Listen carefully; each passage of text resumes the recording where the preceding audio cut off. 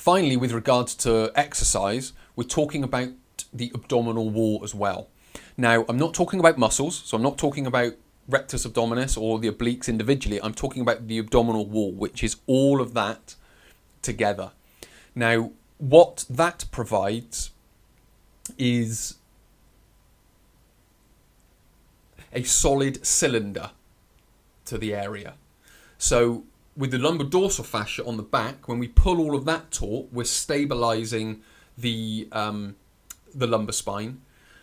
But when we can complete the circle, when we come all the way around, which is essentially where the abdominal fascia is. Now, the abdominal fascia and the lumbar-dorsal fascia are basically the same tissue. It's just the abdominal fascia is on the front and the lumbar-dorsal is on the back. But essentially, it's the same thing. You've just got muscles that sit within it.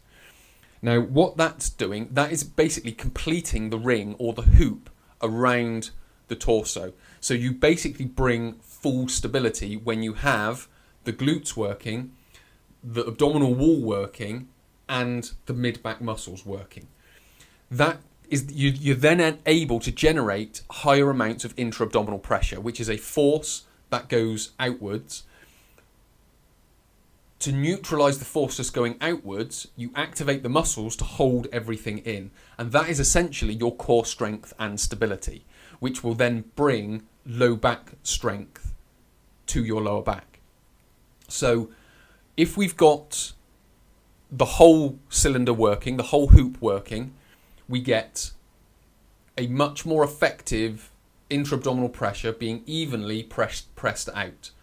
What that then does, that allows us to create hoop stresses all the way around the torso.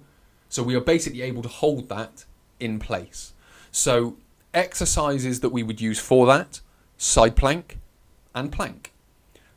Two very simple exercises, but certainly from the perspective of a beginner, all of these exercises that I've talked about, including plank and side plank, are there first of all to get you engaged in the muscles that are working. So can you feel your glutes when you do the bridge? Can you feel your lats when you do the bird dog? Can you feel your obliques or the lateral musculature when you do the side plank? Can you feel the rectus abdominis when you do the plank? What you can then do is move into a plank with an arm raise, because what we need to be able to do is integrate all these muscles together. When we do a plank and lift an arm up, we integrate the low back muscles, the mid back muscles, and we integrate the hip muscles.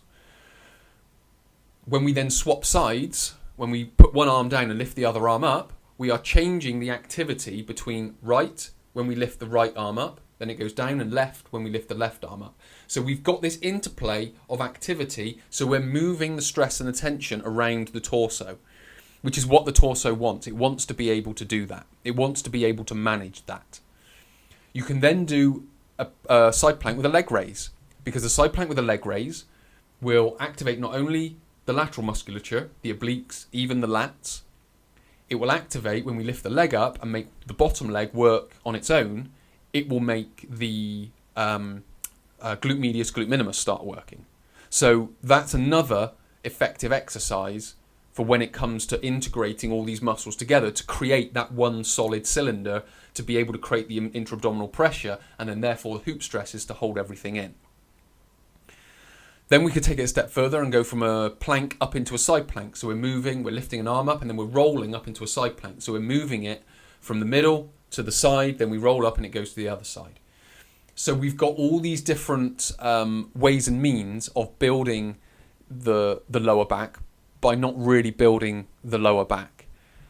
What we're building is everything that's around the lower back, and then that is what stabilizes and strengthens the area, because we're taking all the tension away from it. So we're removing all the load, and we're challenging all the muscles around it to hold everything in place.